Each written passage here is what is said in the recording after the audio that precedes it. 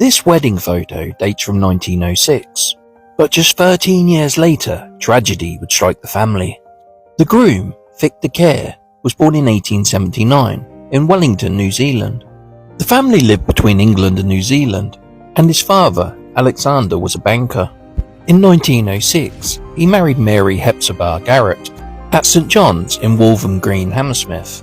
They had a daughter, Mercy, in 1907, and the family settled in Aylesbury in Buckinghamshire. World War I would have been a scary time for families up and down the country, as Great Britain declared war on Germany in 1914. Victor served in the Royal Engineers as a sapper and saw action in France. He can be seen here with his wife and daughter in his military uniform. He survived the war. Sadly, he passed away on the 16th of May 1919 at the Royal Bucks Hospital in Aylesbury. The death announcement says Victor Norman Domay Kerr, ex-sapper of the Royal Engineers, the dearly loved husband of Mercy Hepe Kerr, died of an illness following his service in France, aged 44 years. His heartbroken wife never found love again. She outlived her husband by an incredible 57 years, passing away in 1976, aged 96. So rest in peace, we will remember you. This grainy image shows a man born in 1822, an incredible 202 years ago. Today, I will tell you his story. Robert Seafi Dexter was born in 1822 in Ringstead, Norfolk. He was born out of wedlock to Anne Dexter and Thomas Seafi. On the 22nd of March 1851, he married Harriet Ennifer at St Nicholas Chapel, King's Lynn. Robert was away from home a lot as he worked as a master mariner.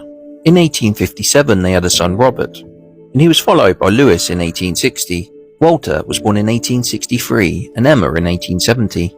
The family lived in Fallangers Road, but by 1870 they had moved to the nearby Forest Street. In 1872, he was charged with assaulting his brother-in-law, Richard Ennifer. He was further charged by the same complainant with detaining the registry certificate of the ship Earl St Vincent, the property of his mother-in-law, Mrs Ennifer.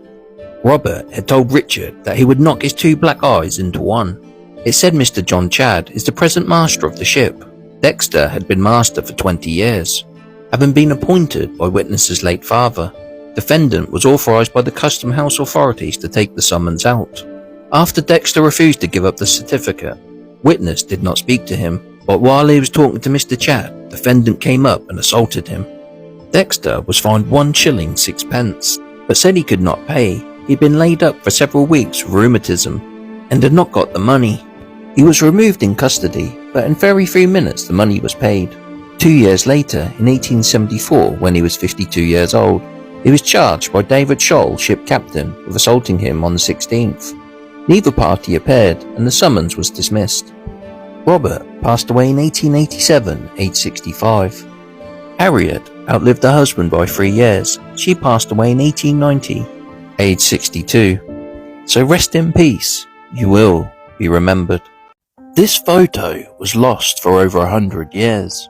It was found in an old antique shop, but luckily their names were written on the back. The names were Elsie and Ethel Neeves, who were the daughters of Jack Wallace Neeves and Emma Watts. Elsie was born in 1909 and Ethel born in 1911 in Orwell, Cambridgeshire. The family lived at the Woodyard, Old Wimpole, Cambridgeshire, where Jack worked as the estate carpenter. On the 2nd of August 1916, Jack enlisted in the army. This was at the height of World War I. He joined the 11th Battalion of the Suffolk Regiment and was shipped to France in November. He transferred to the 5th Battalion of the King's Shropshire Light Infantry.